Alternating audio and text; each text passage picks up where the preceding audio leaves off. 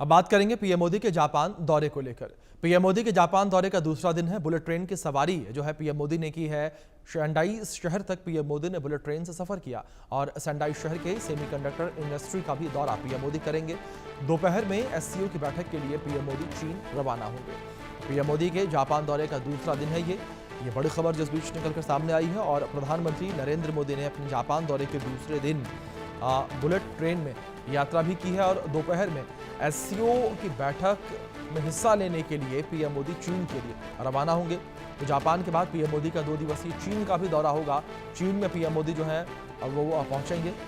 तो सेंडाई शहर के सेमीकंडक्टर इंडस्ट्री का भी दौरा पीएम मोदी करेंगे। और फिलहाल पीएम मोदी जो है वो सेंडाई शहर के सेमीकंडक्टर यूनिट का दौरा करेंगे और पीएम मोदी जो है सेमीकंडक्टर यूनिट का दौरा करेंगे। वहां पर पीएम तमाम तकनीकों को समझेंगे, देखेंगे और भारत में भी सेमीकंडक्टर यूनिट को बढ़ावा देने के लिए चीन और माफ कीजिएगा जापान और भारत के बीच जो है सहयोग देखने को मिल सकता है। तो पीएम मोदी का यह दौरा काफ़ी ज़्यादा अहम और ख़ास माना जा रहा है क्योंकि इस दौरे के दौरान ये कहा जा रहा है कि जापान भारत के साथ तकनीक को साझा करेगा और कैसे भारत और जापान दोनों तकनीक के क्षेत्र में आगे बढ़े आपसी सहयोग से, उसको लेकर भी चर्चा पीएम मोदी की हुई है जापान के प्रधानमंत्री के साथ। लेकिन इस बीच बड़ी अपडेट है जहां पीएम मोदी ने जापान में बुलेट ट्रेन में सफ़र किया। ये तस्वीरें भी निकलकर सामने आई हैं किस तरीके से पीएम मोदी जो है वो नज़र आ रहे हैं और जापान में पीएम मोदी पहुंचे हैं। 7 साल के बाद पीएम मोदी का ये जापान का दौरा,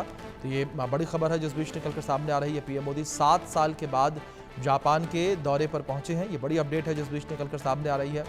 और पीएम मोदी का दौरा इस वजह से भी खास है क्योंकि आर्थिक सहयोग, क्वाड सहयोग, रक्षा और सुरक्षा समझौता और उच्च तकनीकी सहयोग को लेकर चर्चा पीएम मोदी के द्वारा की गई है। और इसी कड़ी में पीएम मोदी अब जापान के अंदर मौजूद जो सेमी कंडक्टर यूनिट है, इंडस्ट्री है, उसका दौरा भी करेंगे।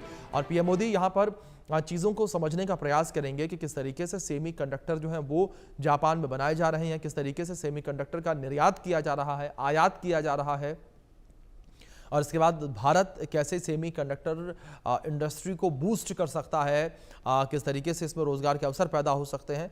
इन तमाम पहलुओं पर भी विचार किया जा सकता है। तो ये बड़ी अपडेट है जिस तरीके से पूरी निकलकर सामने आई है। तो जापान और भारत का रिश्ता एक नए आयाम पर पहुंचता हुआ नजर आ रहा है।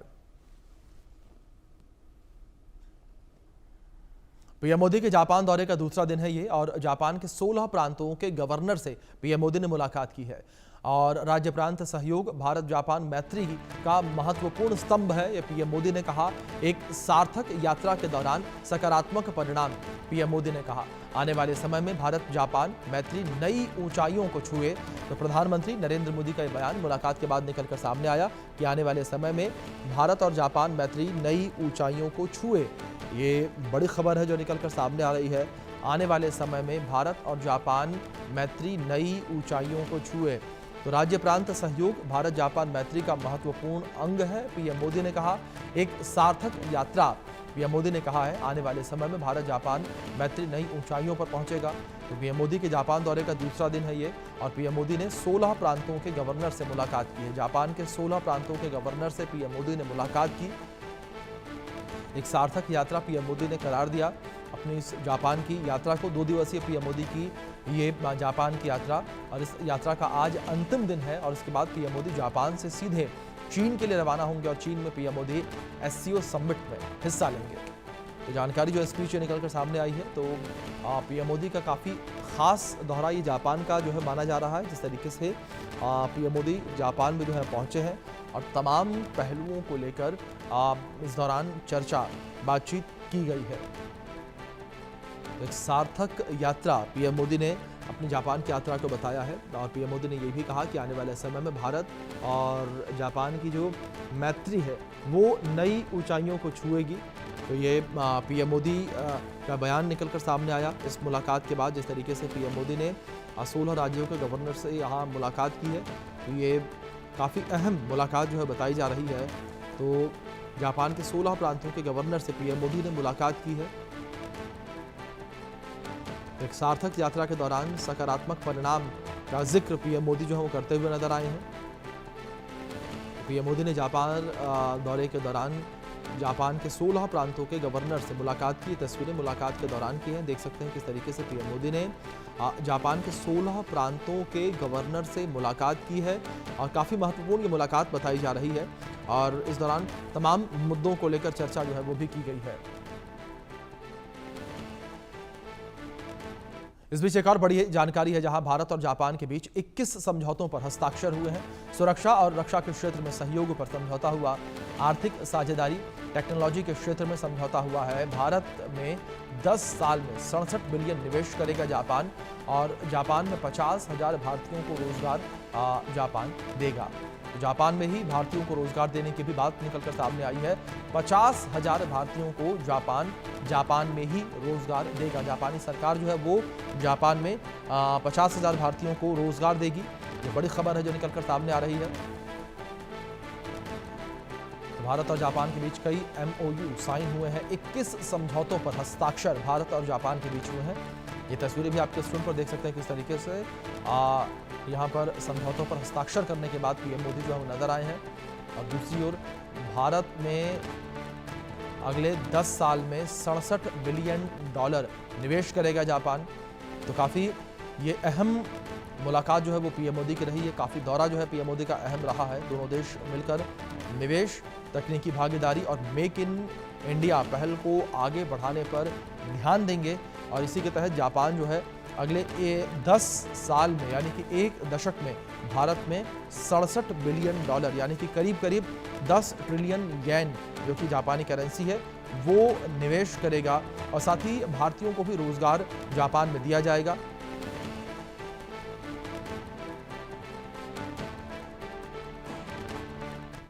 चलिए अब आपको अपडेट देते हैं भारत और जापान के बीच बड़े समझौतों को लेकर। भारत में 6 लाख करोड़ रुपए का निवेश जापान के द्वारा किया जाएगा, यानी कि एक बड़ा निवेश, भारी भरकम निवेश किया जाएगा और 5 साल में 50,000 भारतीय स्किल्ड वर्कर जापान जाएंगे। डिफेंस सिक्योरिटी सहयोग को मजबूती देने पर भी समझौता किया गया है। दूसरी ओर सेमीकंडक्टर, खनिज दवाइयां, सूचना संचार को बढ़ावा देने के लिए भी चर्चा हुई, समझौता हुआ। वेस्ट वाटर मैनेजमेंट और रीयूज के लिए एक नया समझौता हुआ है। पर्यावरण संरक्षण, क्लाइमेट चेंज पर भी सहयोग को लेकर समझौता हुआ और राजनयिक संस्थानों के बीच ट्रेनिंग की बात सामने आई है। रिसर्च पर समझौता हुआ। वैज्ञानिकों और रिसर्च और स्टार्टअप में सहयोग की बात भी सामने आई है। जापान के रॉकेट से लॉन्च होगा चंद्रयान 5।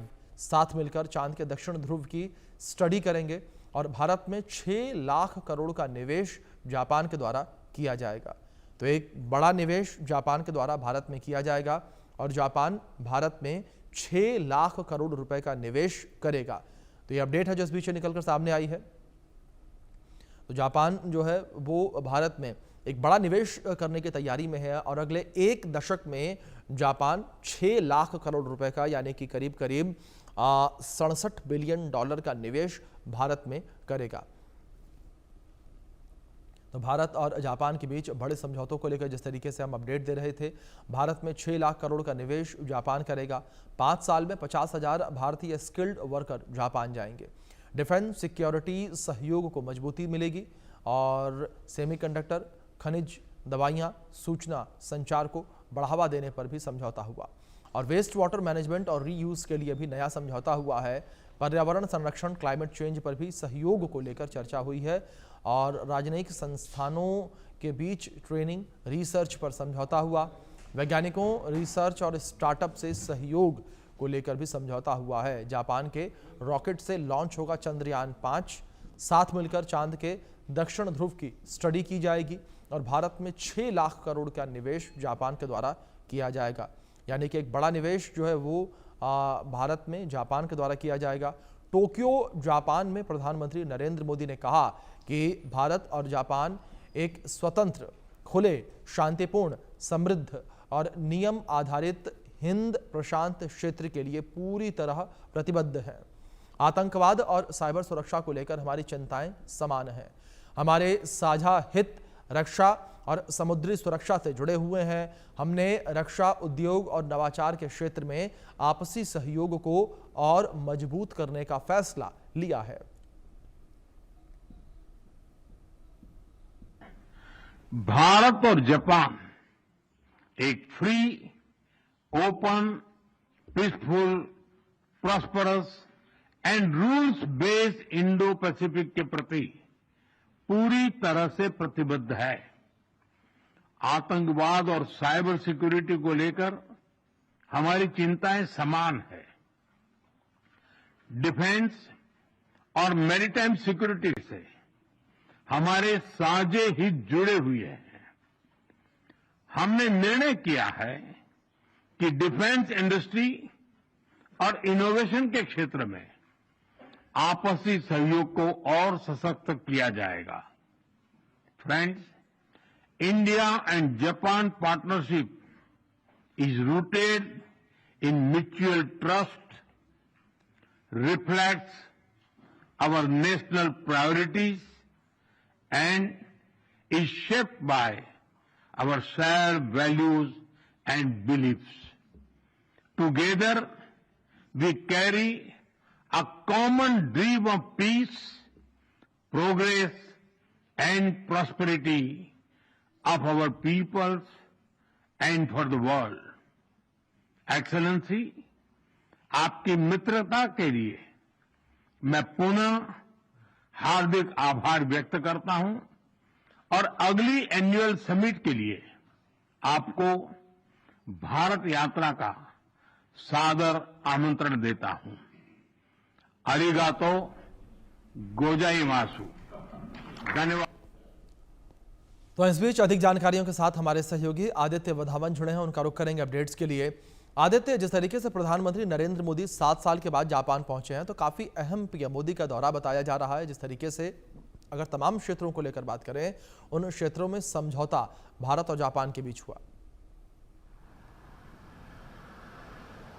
जी बिल्कुल अभिषेक, अगर आप देखेंगे ये दौरा बहुत ही महत्वपूर्ण है जो प्रधानमंत्री नरेंद्र मोदी का जापान का दौरा। इसमें कहीं जो पहलू हैं सेमीकंडक्टर और एआई पे ज़्यादा बहुत बड़ा एक फोकस रहने वाला है। इससे जो आने वाले कुछ साल हैं दोनों भारत और जापान को काफ़ी इस डोमेन्स में इनकी पार्टनरशिप रोबस्ट होगी और काफ़ी जो है आगे चीज़ें चल के जो है इस पर दोनों ही देश आपस में काम करेंगे। और जापान ने बोला भी है कि जितनी भी उनके सेमीकंडक्टर प्रोडक्शन यूनिट्स हैं जापान की, वो सारा वो भारत में उसको सेटअप करेंगी। और तो हम मान सकते हैं क्योंकि पहले से ही प्रधानमंत्री नरेंद्र मोदी का एक विकसित भारत के रूप में एक एजेंडा है कि भारत को एक सेमीकंडक्टर मैन्युफैक्चरिंग का एक हब बनाना है। तो ये जो दौरा है काफ़ी जो है उसको उस पर जो कैटलाइज करेगा इस पूरे प्रोसेस को कि भारत जापान के साथ मिलकर एक सेमीकंडक्टर का हब बने और जितनी भी उनकी प्रोडक्शन यूनिट्स है यहाँ लगे। और ट्रेड पर बातचीत है, दूसरे डिफेंस पे इमर्जिंग टेक्नोलॉजी इसमें, क्योंकि हम देखते हैं कि जापान काफ़ी एक टेक्नोलॉजी बड़ा हब भी है, एक मिलिट्री पावर भी है।